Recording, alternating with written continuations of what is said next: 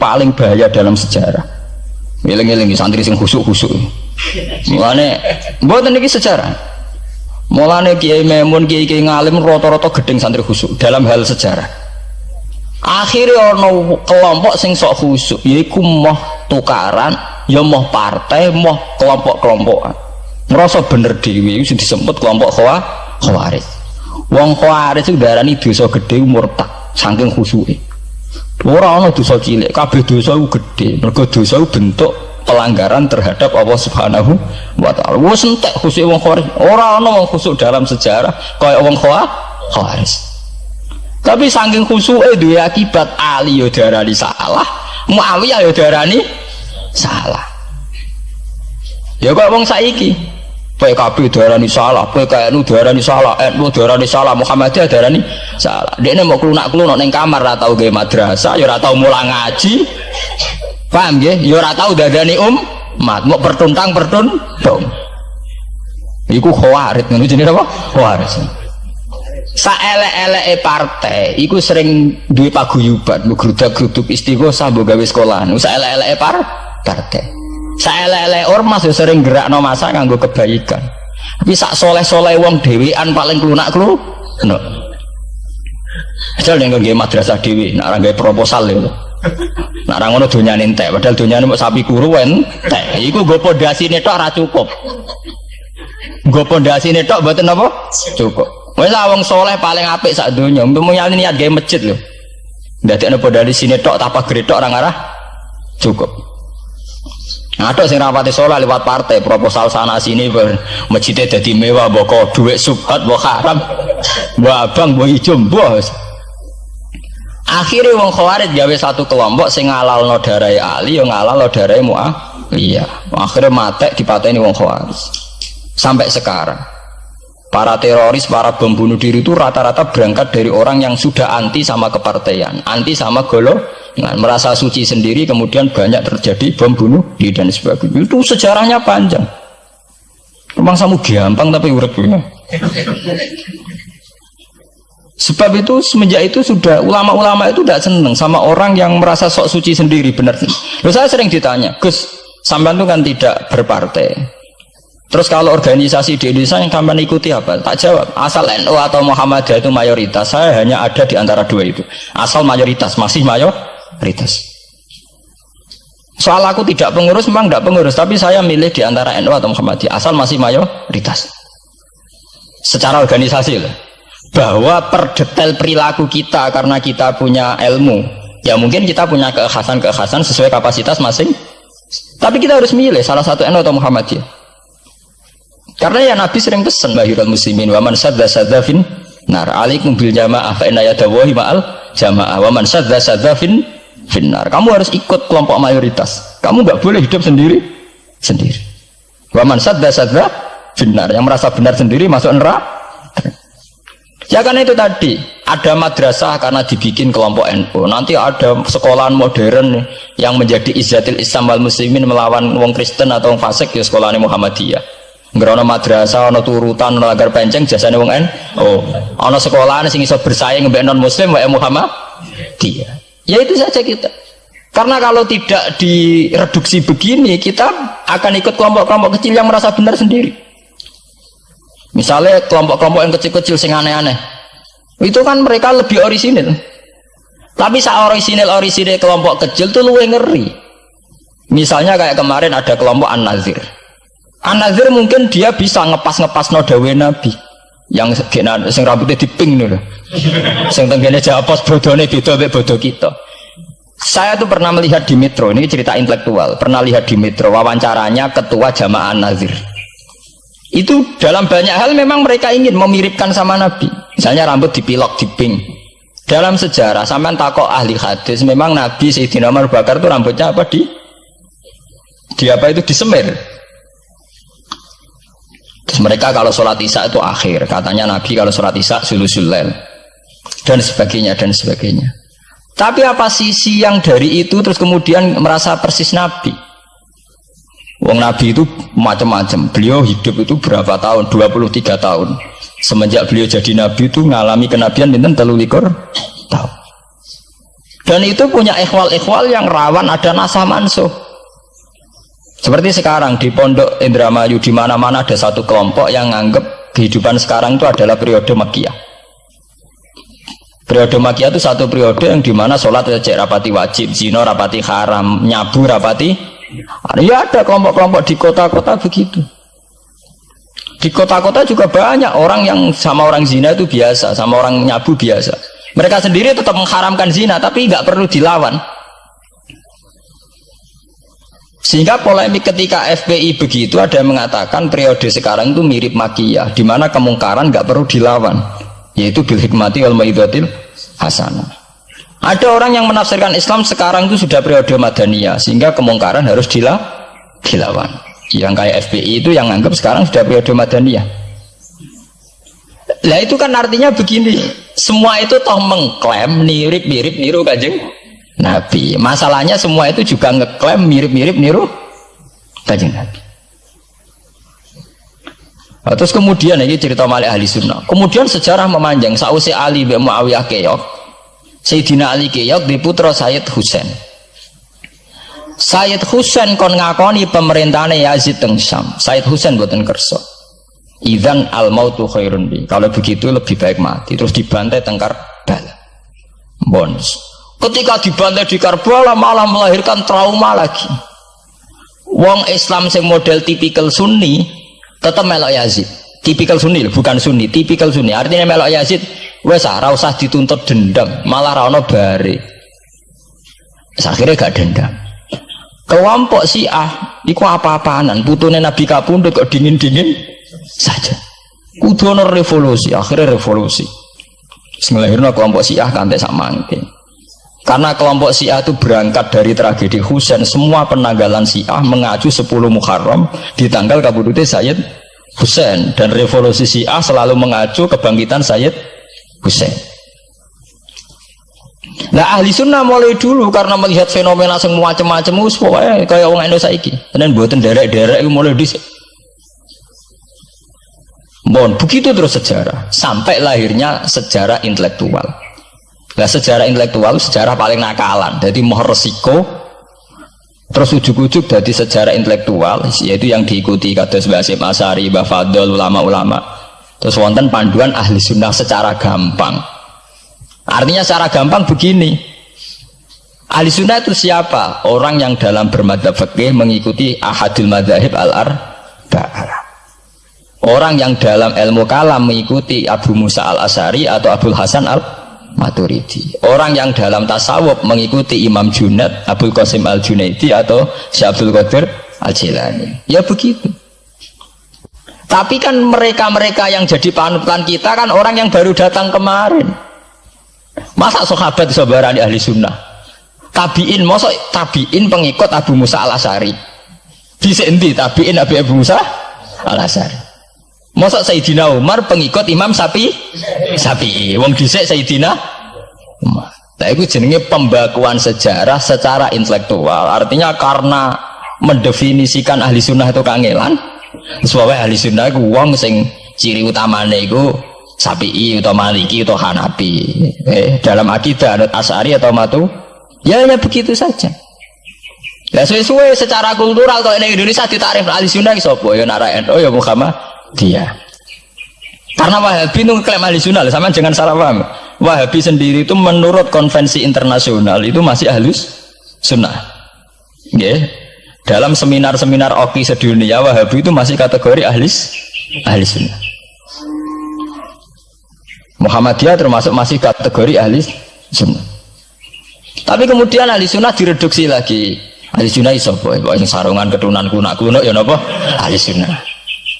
Repot kan? Akhirnya secara global digawe takrif ahli sunnah itu sapa? Sing ora jelas sikape. Lah anak Syiah sing wani Amerika, takrif itu berkembang terus. Kok kebetulan Syiah diwakili oleh Iran, mulai dhisik ciri utamane Iran wani Amerika. Enggak dong, Iran nanti di presideni Shah Iran. Shah Iran itu Pahlavi bonekane Amerika. Terus digoleng no mbek monarkine Khomeini mbek Ali Syariati. Semenjak itu Iran identik mbek wani Amerika dimulai zaman era revolusi sinten Khomeini. Badhe niku Rafsanjani dia masih wani Amerika. Terus sama ke Ahmad bin Nijat nih. Mulai riyen Iran mau di ciri khas sebuah negara yang wani napa? Amerika. Wani tenan Boris pokoknya jadi sejarah. Dene wis duwe sejarah ciri khasnya wani napa? Amerika. Nah sesuai jadi takrif. Pemerintahan Sunni piye? Sing balane Amerika, lha Arab Saudi balane Amerika. Lah sing Syiah sing wani. Lah sesuai tarifnya itu ben. Misalnya Amerika runtuh sing kuat Cina. Lah itulah kehidupan intelektual. Kehidupan intelektual itu akan selalu berkembang. Dan kita sebagai ulama, sebagai orang yang ngerti Quran harus membaca itu terus, fenomena itu, fenomena pergeseran-pergeseran itu. Lah sampai anak menangi lah, jenenge kiai ra ketunan koyo muruah. Ya menangi ketika ra ketunan dimulai tradisi PBNU sing tukang kiai desa mesti anak buahnya PBN. Lah genge sing Jakarta ora tau ketunan, kewapok.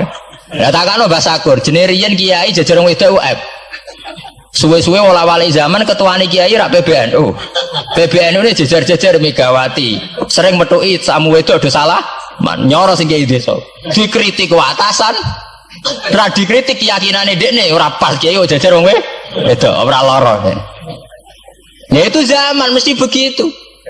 Kiai desa ngrasa nak lunga ora ketunan UF, ketuane kiai ning Jakarta, ora ana sing ketunan. Cara desa kiai jagoan mbek wong wedok iku ketuane kiai sing ning Jakarta.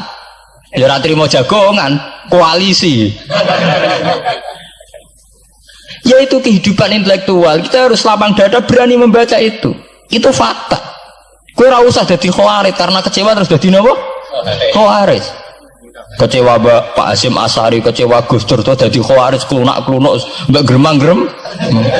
Ndak bisa. Kita harus gentleman sesuai dawuh Nabi ilzamu jamaahirul muslimin wa man sadda finnar alaikum bil jamaah fa inna yadallahi ma'al jamaah wa man sadda finnar. Mane kula umpama partai nggih milih sing gedhe, ormas nggih milih sing gedhe, bukan oportunis ya milih yang itu. Mergo sing cilik-cilik malah bulet ngono ngaten. Paham ya? Mungkin yang cilik itu benar tapi bulat. Cara bahasa ini dari mainstream saja, yang umum-umum saja. Kan kalau kiai kan butuh lumah raketunan kira ketunan. Umumnya uang piye ge wae umum-umum uang. Kalau niku khusus umum-umum uang, sing ringan-ringan saja itu sing umum-umum saja. Gitu tadi ya. Karena sejarah ahli sunnah sendiri itu sejarah yang disederhanakan oleh proses intelektual. Kalau baleni malik ya. Sejarah ahli sunnah piyambak itu sejarah yang disederhanakan oleh proses intelektual. Ini kemudian ada takrif ahli sunnah itu sapa wong sing cara bermadzhab mengikuti ahadul madzhab al-arba, cara bertasawuf mengikuti Abdul Qasim al-Junaidi, nggih. Cara bertauhid atau berilmu kalam nganggo Abu Musa al-Asy'ari atau Abdul Hasan al-Maturidi. Tapi mana ada tarif itu zaman Nabi? Nabi ora menangi periode ini Abu Musa al-Asy'ari, ya ora menangi Abdul Hasan al-Matu. Zaman itu mau ngoten tok. Ahli sunnah sinten ya Rasulullah? Ma'ana alaihil yauma wa ashabi. Ya wong sing anut aku lan anut sahabatku. Alaikum bisunnati wa sunnatil khulafair rasyidin al-mahdiyyin. Kowe ku anut aku lan anut khulafair rasyidin. Iya zaman Abu Bakar enak ketuane sitok. Tunggale zaman Basim Asy'ari enak karo anut Basim, nak ira putu. Jare sepuh ya putune, jare sitok iku ya putune, iku ya putu, angger wong ya putune. Kula ereng wonten kiai alim wali teng Jawa Timur. Niku anak putune iku ora bangga. Mergo angger wong ya putune. Lho nggih to nggih. Misale Basim Asy'ari kiai top, nak Basim jek dhewean kabeh wong menapa dawuh Basim. Era anak rek 6 5. Dan era putu karek ngitung kan.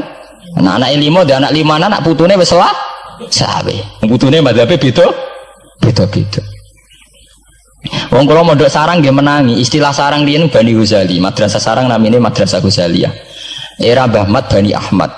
Era Mbah Zubair Dugdeng, alim terkenal istilah Bani Zubair. Samangke pun benten malih.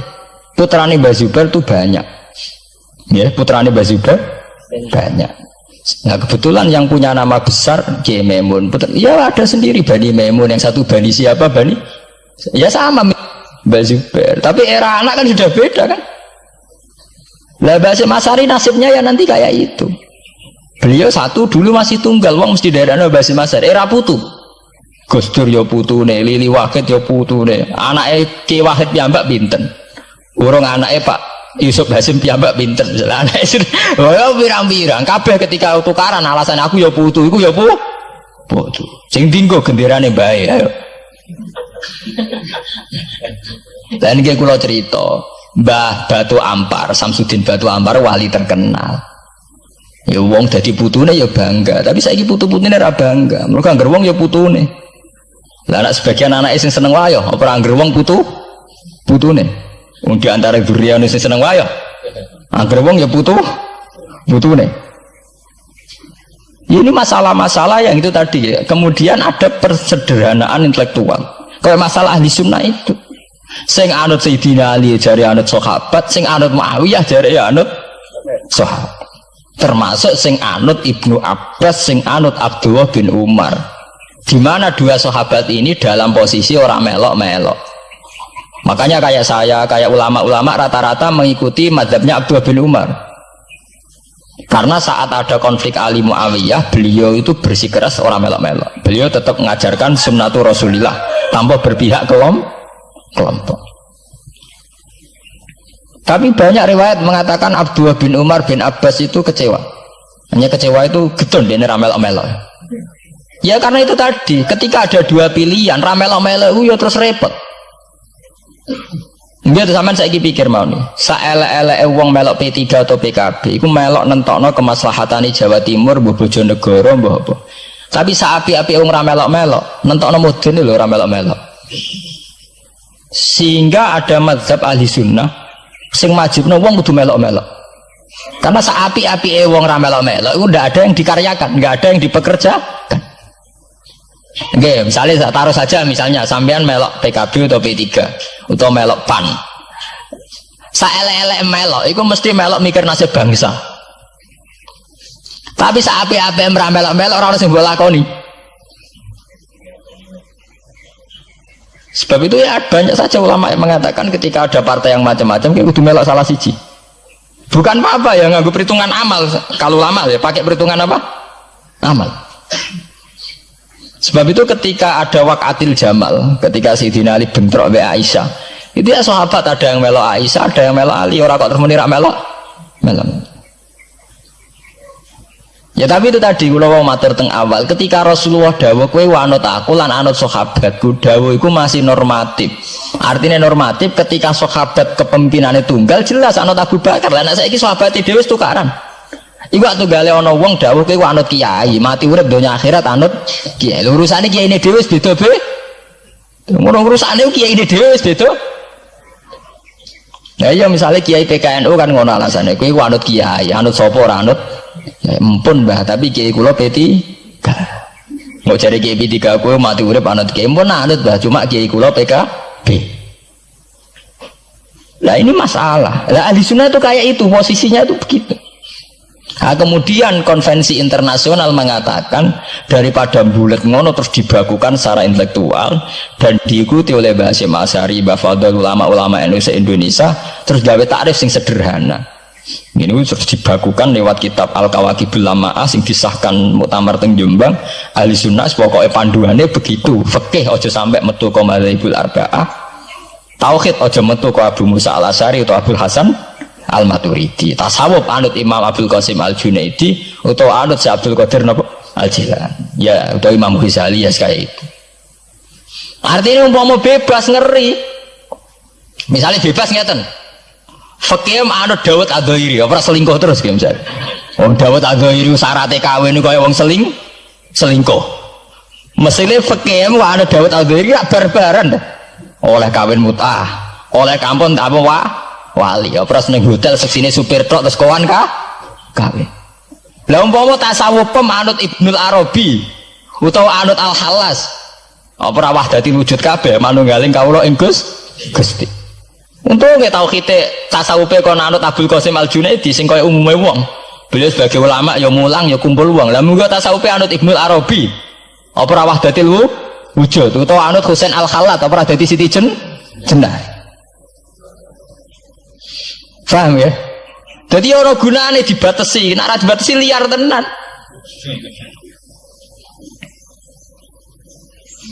Paham ya? Ini masalahnya bandingannya ekstrim. Misalnya fakih kok kowe anut Dawud Adzairi, Kaya apa?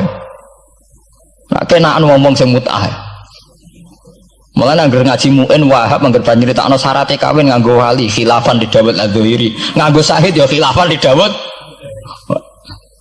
Mergo cek dendam ulama-ulama beda Dzahiri. Syaratnya kawin kok gampangnya kok. Paham ya? Lah santri dendam mbek madzhab dhewe mergo syaratnya kawine santri kudu nglibatno bapake wali. Lah kadang bocah wis pacaran bapake ra setu. Dadi santri rata-rata nganti-nganti Joko tuwa ya korban madzhab sapi. Mergo bocah wis gelem bapake ora gelem. Lah bapak ning gone fikih Syafi'i dilebokno rukun. Dilebokno napa? Rukun. Angel langkane. Lah ya ahli sunnah itu terus disederhanakan. Kula nggih matur nuwun nggih. Saya pikir kados Mbah Hasyim Asy'ari, kados Mbah Fadl, Kiai Maimun, kiai-kiai yang alim riyen Mbah Maksum, Mbah Ali Maksum yang bertanggung jawab terhadap proses pesederhanaan ini. Tapi kita harus terima kasih. Lewat muktamar di Jombang atau musyawarah besar tidak tahu saya, itu yang jelas di Jombang itu disederhanakan itu mudah. Ya tadi andai kan tidak disederhanakan begitu, kayak kasus-kasus di kampus itu. Di kampus karena saking hormatnya terhadap nilai intelektual, tasawuf manapun diambil, termasuk tasawufnya Jalaluddin Rumi, tasawufnya Ibnul Arabi, tasawufnya Husain Al-Hal. Nah, sehingga mereka enak saja wae Jumatan untuk nganggo tarian, jenis tarian Rumi, gak usah Jumatan. Ke tarian Rumi ya ibadah, Jumatan gitu. Dari Rasulullah Shallallahu Alaihi Wasallam itu harus ditulis, karena hanya dengan ditulis ilmu itu abadi. Nggak boleh riwayat itu hanya berdasar karena kamu hafalan mundobit itu terus tidak nulis, tidak boleh. Kita itu punya pengalaman buruk dan itu eman betul. Gini ku fiqhul Les bin Sa'ad. Al-Les afqahu min Malik, Dewi Imam Syafi'i. Al-Les afqahu min Malik. Illa anna ashabahu dayya'uhu, kata Imam Syafi'i. Lais itu orang paling alim, alimu Misra, faqihu Misra. Itu kalau debat sama Imam Malik itu berjilid-jilid. Tapi ashabu Malik itu lebih peduli terhadap pikiran-pikirannya Imam Malik, sementara ashabul Les itu enggak. Sehingga enggak ada mazhabnya hilang. Jadi nasib ulama yang mazhabnya hilang itu Les bin Sa'ad. Kemudian Sufyan bin Uyainah, ini semua gurunya Imam Malik. Sufyan As-Tsauri juga gurunya Imam Malik, gurunya Imam Syafi'i. Nanti nasibnya Mbah Mun kalau tidak ada yang mentadwin, membukukan, akan seperti itu. Karena orang akan menafsirkan tidak dengan panduan guru-gurunya ila Rasulullah Shallallahu Alaihi Wasallam. Saya masih ingat ketika ini betapa luar biasanya Mbah Mun tentang tafsir. Seperti yang kita katakan Gus Rosid tadi, Mbah Mun itu putra Mbah Zubair, tapi ngaji sama orang ahli tafsir, ahli Quran, Said Alam. Sehingga Habib Salim Asy-Syatiri itu punya karangan ya tentang tafsir, namanya An-Nafahat Al-Haramiyah atau Al-Fawaid Asy-Syatiriyah. Kalau gadah kitab sekitar 2 jilid. Mbah Mun itu dulu ngajar kita Faidul Khabir fi ulumil Quran, fi ulumit tafsir. Rian ngajar seminggu 2 kali di MGS. Ini Pak Sukron ya termasuk alumni MGS, berarti pernah sekolah berapa kali diulang Mbah Mun? Seminggu 2. Seminggu 2 kali. Khatam. Tak kok khatam gak boleh. Jujur itu baik. Jadi jujur itu baik. Nah, barokahnya mudawan. Saya beri contoh satu, betapa resikonya andaikan ilmu itu tidak mudawan. Ya kayak Khawarij itu. Khawarij itu orang yang ibadahnya khusyuk, tapi itu kecelakaan bagi sejarah umat. Sampai Nabi ngendikan syarru hadil ummah al khawarij syarrul khalqi wal khaliqah. Orang Khawarij itu buruk-buruknya makhluk, ini Kak sabda Rasulullah sallallahu alaihi wasallam.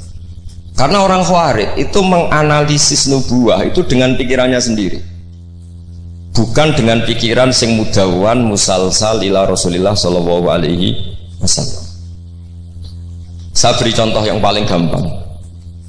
Ketika Nabi Fathu Mekah itu kan corong Jawa kudune kaul itu semangat tawaf. Tapi Nabi unik, semua sahabat itu tawafu mustatan, semua tawaf secara jalan kaki. Padahal kayak apa kita diusir dari Mekah, kayak apa kita meninggalkan Mekah secara tidak terhormat. Mestinya Fathu Mekah yang diperjuangkan mati-matian itu menjadikan hal yang luar biasa. Dan kita punya kaidah al-ajur bi qadrit ta'ab, bahwa pahala itu sesuai tingkat kesulitan. Tapi Nabi itu unik, semua sahabat itu tawaf jalan, tapi Nabi itu tawaf rakiban. Nabi dengan santainya naik unta, kemudian beliau tawaf. Itu andai kan tidak ditadwin, tidak dibukukan oleh ulama-ulama, termasuk Imam Nawawi yang ngarang Majmu', maka orang Khawarij atau yang sejenisnya, nggak usah diterjemah garis keras atau garis apa nanti sensitif, pokoknya Khawarij dan sejenisnya. Dan itu di Mekah, jadi kamu jangan ngait-ngaitkan dengan Indonesia. Itu mesti menafsirkan kok enak Nabi lengas-lengas numpak unta sing liyane mlaku. Tapi barokahnya tafsiran ulama itu dibukukan. Nabi yang saat itu tawaf rakiban, ya, Nabi yang saat itu tawaf secara berkendara, itu afdolu mungkin bi alfi fadilatin sampai ila mala nihayatallah daripada yang tawaf masyian. Karena yang tawaf berjalan itu hanya melakukan satu kaidah bahwa al ajru bi qadrit, tapi itu punya resiko fikih jangka panjang. Andai kan Nabi ikut tawaf jalan, maka akan dianggap syarat sahnya tawaf harus berjalan. Dan itu kita kesulitan ketika kita setengah lumpuh, setengah sakit. Lalu kalau kita pakai kursi roda, pakai skuter, dalilnya apa?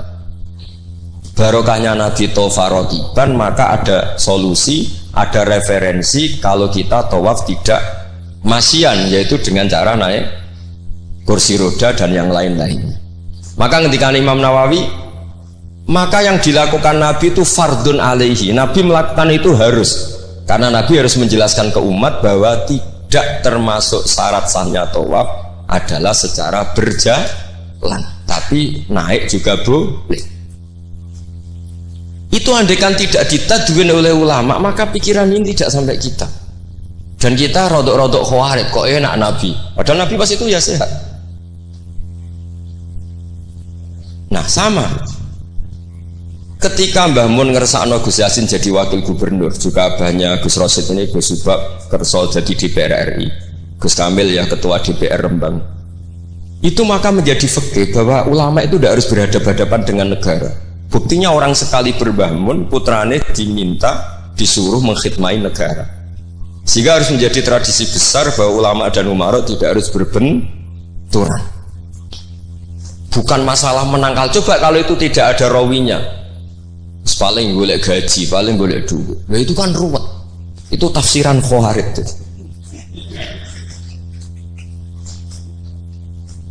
Jadi saya itu punya sanad mutasil. Saya berkali-kali ketemu abahnya Gus Rosid, beliau juga guru saya, Gus Subab, semuanya. Itu ketika beliau menolak, itu Mbah Mun maksa. Gus Kamil dulu pertama disuruh jadi DPR ya menolak, sampai pernah transit di dalam saya di Jogja itu 3 hari. Dan Mbah Mun akhirnya sampai duka harus mau. Tapi lama-lama kita tahu bahwa beliau ingin menyelamatkan Indonesia, bahwa Indonesia nggak perlu dipertentangkan antara ulama dan umat. Nah, itu harus terus. Karena kalau kita ingin versi tertentu, pasti Indonesia itu chaos. Chaos itu ya chaos ya. Huru hara. Kalau huru hara terjadi safkut dima, pengaliran darah, yang dosa kita. Makanya Mbah Mun sering cerita ke kita. Saya tidak pernah bilang saya ke kita. Semua santrinya levelnya sama, karena sama-sama dengar. Bedane lali mbek eling ini gitu. Ambek paham sama tidak paham gitu.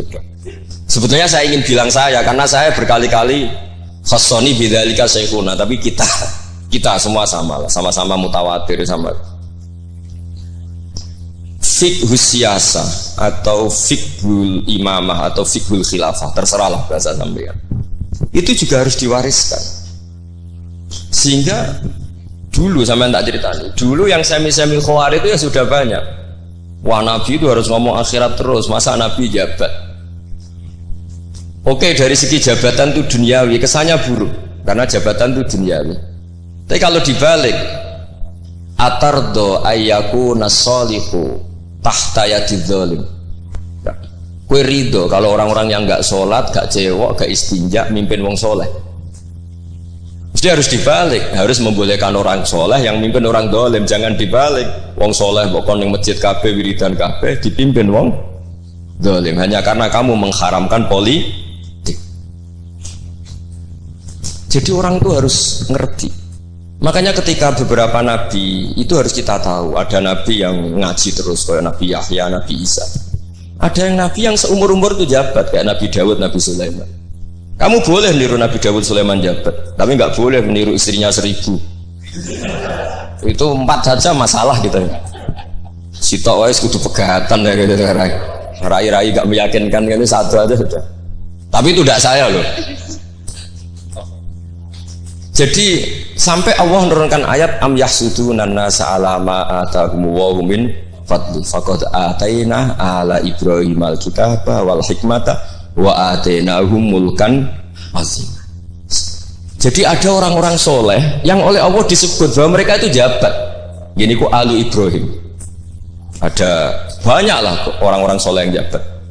Mereka adalah orang-orang yang tak kasih kitab, tak kasih hikmah, tapi ya wa atainahum mulkan azim. Ketika Mbah Hasyim di putra Gus Wahid jabat, dulu Mbah Wahab Hasbuwah dia anak Gus Wahid juga jabat. Mbah Mun punya putra Gus Bab, abahnya Gus Rosyid dulu ya di PRRI, Gus Yasin wakil gubernur. Ini kita sebagai muridnya Mbah Mun bukan melihat urusan jabatan, urusan bahwa kita ikut berbakti sama negara. Makanya ketika Mbah Mun kapundhut hari Selasa tanggal 5 Dzulhijjah, itu saya masih ingat betul. Ketika itu saya di dalam ada Gus Subab, ada Gus Naji, ada Gus Kamil, ada semua lah.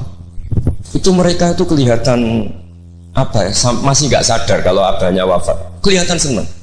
Senangnya itu karena mereka menyaksikan betapa yang diinginkan Mbah Mun itu kesampaian.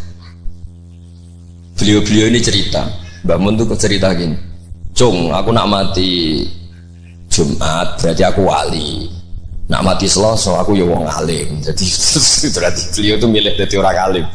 Jadi dia rileks. Terus ada beberapa apa ya, uang lah atau apalah. Kata beliau sama Gus Subab, bilang ke Gus Subab, bab ya aku nak teko balekno, nak ra teko bagi ning anak-anak. Jadi semua dipersiapkan.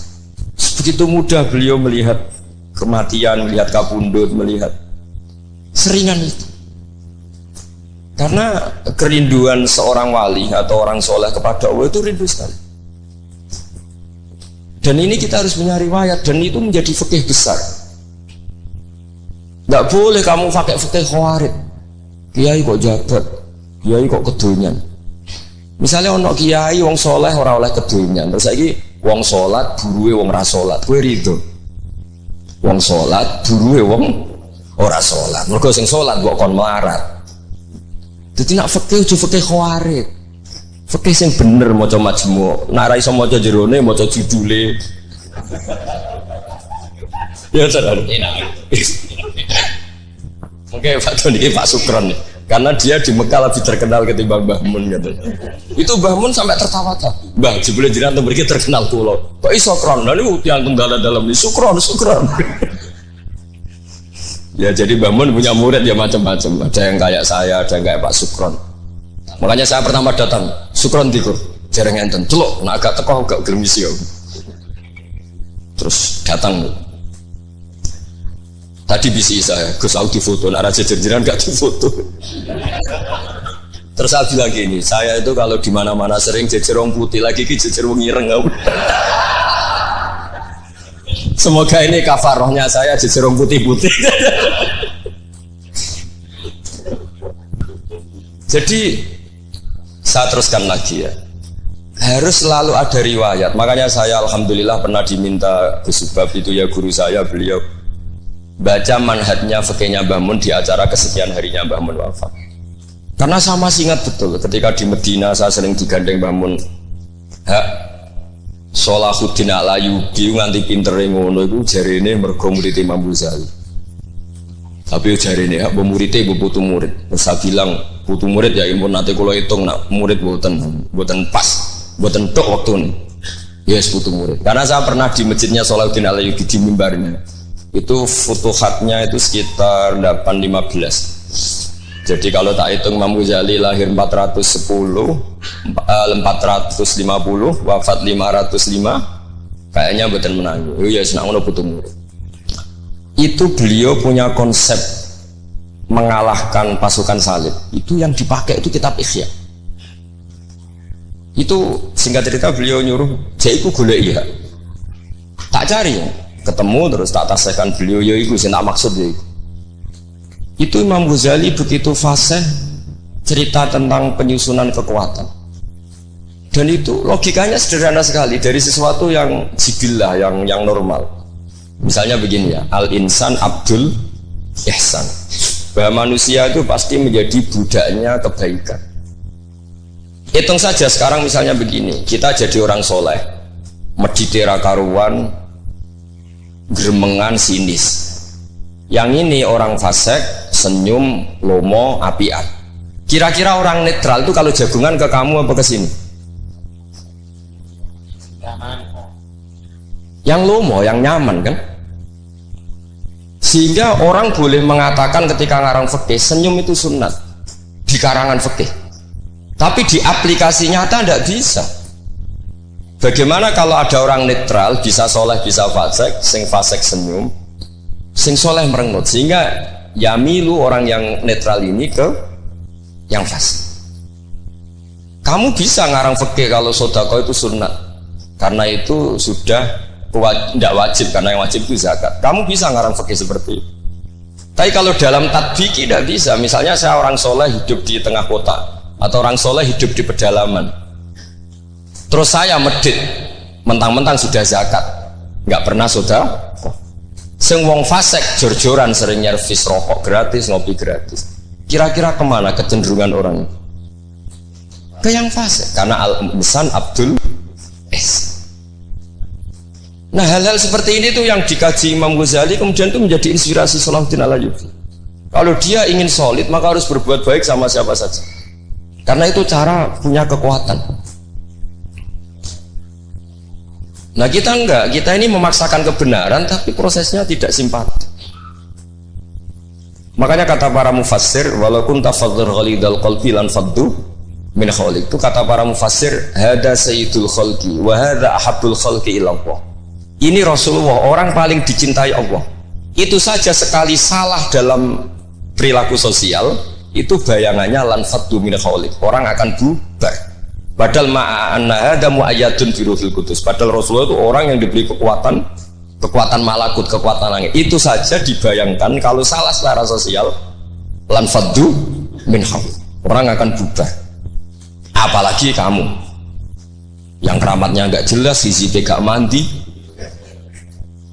terus salah sosial, istaqabbalallahu minna minkum taqabbal ya kan. Sehingga Mbah Mun itu baik sama siapa saja, termasuk baik sama Megawati, sama apa saja. Bahkan beliau sebelum haji sempat ketemu Megawati, dan beliau sebelum itu ya pernah bilang ke saya, ke kita lah, ke kita, aku ketemu Bu Mega dan Indonesia aku damai. Makanya ketika beliau kabundut Dzulhijjah itu min asyuril hurum, karena al-asyurul hurum itu ada 4, Dzulqa'dah, Dzulhijjah, Muharram, Rajab. Beliau kabundut 5 Dzulhijjah, bulan yang termasuk sakral di Islam.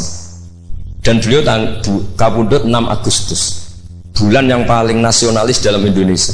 Jadi Allah memilihkan beliau bukan sekedar tempatnya di Ma'la, tapi pakai bulan yang paling sakral sesuai konteks masing-masing. Dalam religius Dzulhijjah itu sakral, dalam nasionalis Agustus itu sakral. Kayak apa Allah memilihkan beliau? Makanya ini saya cerita ya, saya mungkin 10 menit lagi, sampai santai aja, ini enggak ganggu lama-lama supaya enggak ribet.